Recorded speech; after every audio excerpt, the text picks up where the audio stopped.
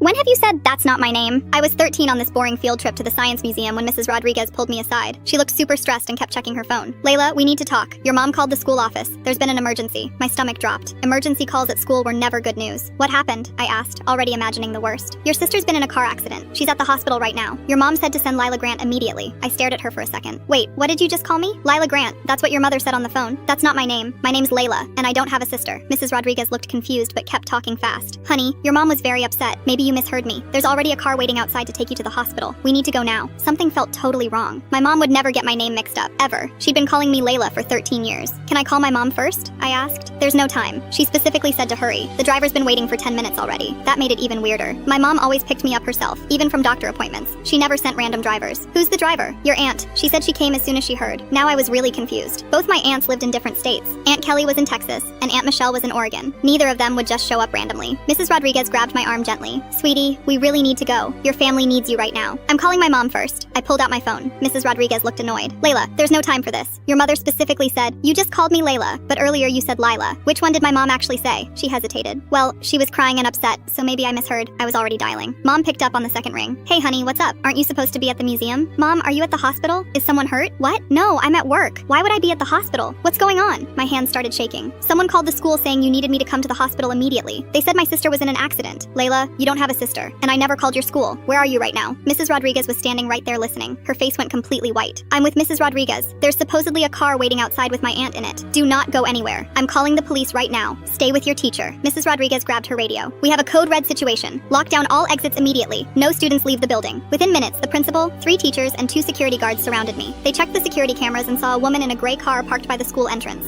She'd been there for 20 minutes, waiting. When they approached her car, she drove off immediately. The police showed up 30 minutes later. The officer explained that someone had called the school office pretending to be my mom. They knew my full name, my grade, and even what field trip I was on, but they'd gotten one detail wrong. They called me Lila instead of Layla. That small mistake probably saved your life, the officer said. These people do their research. They watch kids, learn their routines, study their families. The fact that you questioned the wrong name shows you were thinking clearly. The investigation revealed that someone had been watching me for at least a week. They knew I took the bus, knew my schedule, and even knew my mom worked at the bank downtown. Security cameras from nearby businesses caught the same gray car following my bus route multiple times. They never caught whoever it was. The car had fake license plates. For the rest of that school year, I couldn't focus on anything. Every time someone said my name wrong, my heart would race. The school changed their emergency protocols because of what happened. Now parents have to give a special code word when calling about emergencies.